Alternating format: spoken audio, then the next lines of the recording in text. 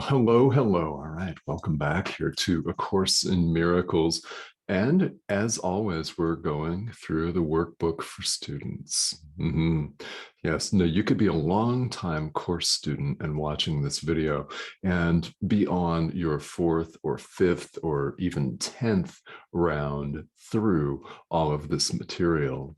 I'm going through it for the third time right here, and I can absolutely attest that it's very different than it was in 2013, the first time I picked this up. Oh, yeah, it's very different. And what happens along the spiritual path is we accumulate experience. We apply the teachings. Now, this is just as true for any other spiritual tradition as it is for A Course in Miracles, by the way. We make our best effort on a given day to understand the idea. Whether we really truly do or not, we make the effort to apply it. In other words, to practice it in daily life. And then we notice the changes. Now, they can be profound, and they all ultimately will be profound and life-affirming. Oh yeah, they will be. Now, where we are is we've just finished a review period. We spent 10 days here, 10 lessons here in the workbook. Now, whether you took more than 10 days or not doesn't make any difference. Here you are watching a pre-recorded video, and I want to spend some time talking about lesson 181. But first, we're entering into a period in the workbook where the course talks about some specific focus for the next few lessons. There's an introduction to lessons 181 through 200. So for the next 20, what we're doing is we're looking at special blocks that we have. We're looking at specific blockages that each of us has along the path, and that we want to have the experience of setting to the side, however briefly. Lessons 181 to 200, Jesus tells us, are aimed at identifying some of these specific blockages and working on removing them to experience, as the Course puts it, a sense of peace that lies beyond the blockage. That this peace is who we are. It's our higher self. It's always been there. Again, we're not broken at all in any way. And we experience ourselves as broken. We do, right? We experience ourselves in the world as less than, as lacking, as frail, as inconsistent, all of that, because we have some of these blockages in place. Now, when we're able to lay that blockage aside, even if it's only for a split second, that allows peace to dawn. Now, you could say, if you want to, it allows peace to enter our minds. Well, it actually has never left. We're just allowing ourselves to experience that. So that is what we do in lessons 181 to 200 here in the workbook, and it is amazingly profound. So for the next 20 days here, we're going to pinpoint specific blockages and work at the removal of them, even, again, if it's only for a brief period of time. Now, at this point in the workbook, I have had people tell me, and you may be saying to yourself, well, all right, Tomas, you look real chill and everything. Well, okay. I'm not always chill, but just because I appear to be right now doesn't mean that it's always a permanent state or condition. Now, you may be in a situation in life where you've got a lot going on. I mean, the world comes at us We have bills that are due. We wonder how we're going to meet those obligations. We have email, we have our social media feed. There's just a lot out there clamoring for our attention. And it's not always easy, is it, to give yourself a moment of peace.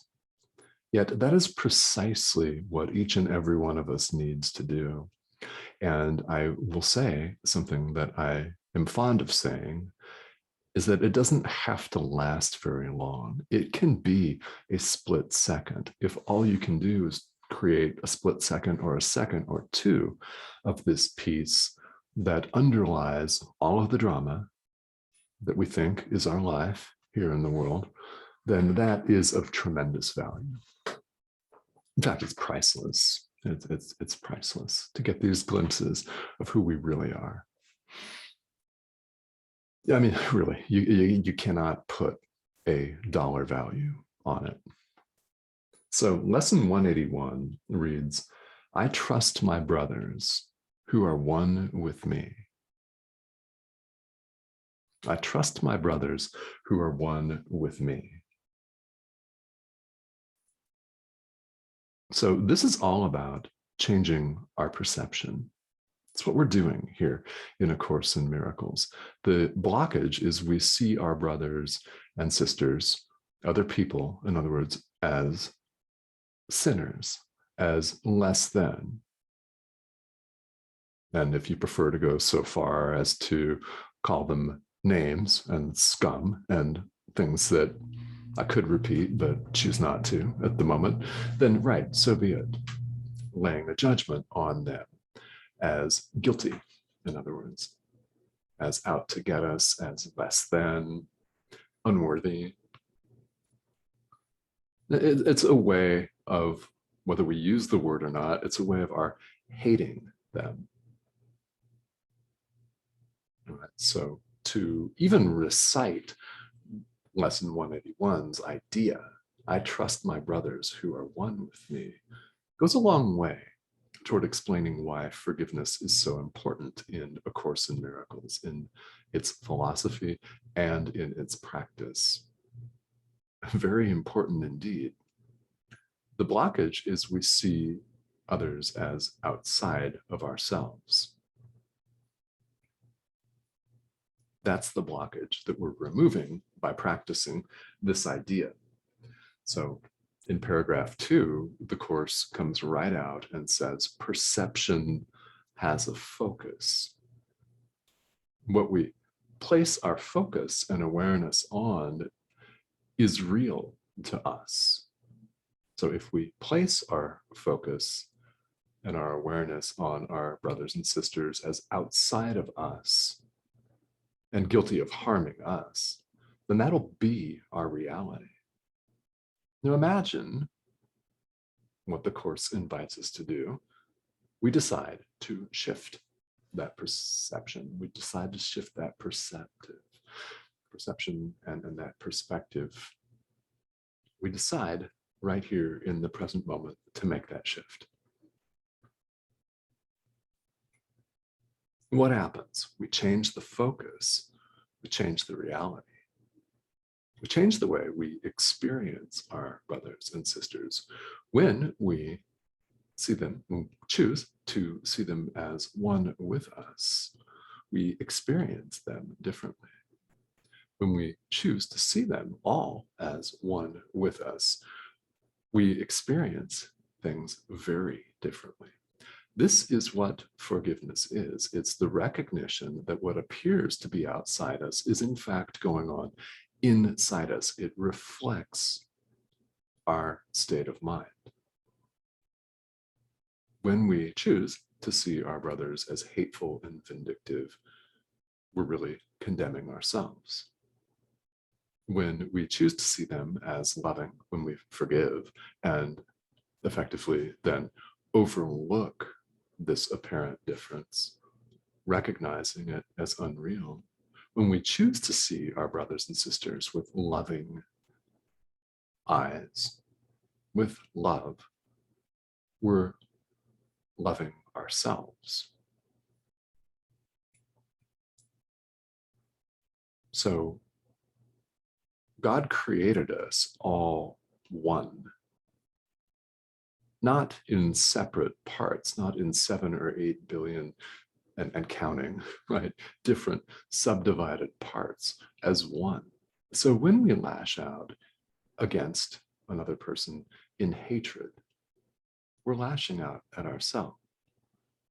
This is a block to the experience of love's presence. It's a direct block because we cannot experience ourself with a capital S. We cannot experience our oneness with God if we're holding out some real lovely hatred for even one person, for a few people. So imagine how blocked we are if we're damning and condemning an entire nation state or an entire group of people, which could, by the way, number in the billions.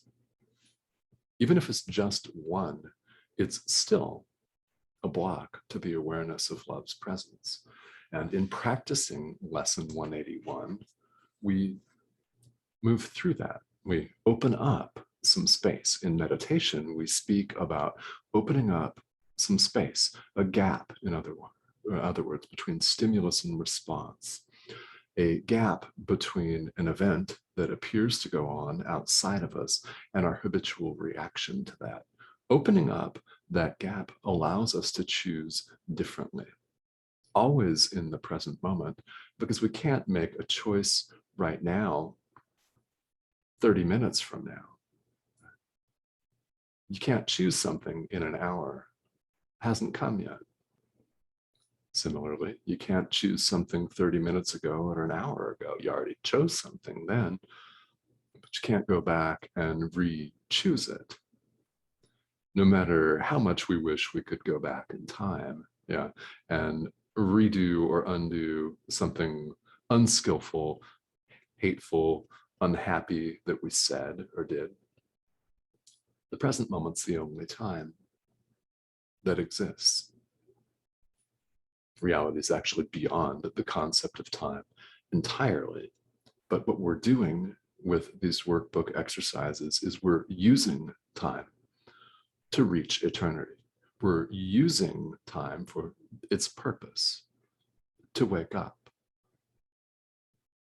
to awaken, or reawaken, if you prefer, to the truth of who we really are and we've always been. So when we're tempted to see our brothers as scum, as awful people, yeah, because that will come up. Oh yeah, you can bet that each and every one of us is going to experience this visceral thought several times today. Yeah, so as often as you can be aware of it, when you notice yourself, we catch ourselves here in practice and we say, it is not this that I would look upon. In other words, someone's sinfulness, their own hate. It is not this that I would look upon. I trust my brothers who are one with me. It is not this that I would look upon. I trust my brothers who are one with me. We recite this and sit with this and practice it. It's directly targeted at our mistaken belief that we're all separate, that we're all cut off, and that we're all out to get each other in nasty competition-driven economic systems in what we term a dog-eat-dog world, a cruel and vindictive and heartless place. We understand the power of spiritual practice here because we have a choice to see it differently. When we truly see it differently, we open up even more than just a momentary gap. It floods in, and even for a split second, Even if that is all that happens today, this is enough to change your entire world. It's enough to alter the trajectory of this lifetime, which is what we're all working on. The more of these experiences you can have, the better. The more forgiving, the more naturally all of this will come to you, to the point where you find you're in the flow with a capital F.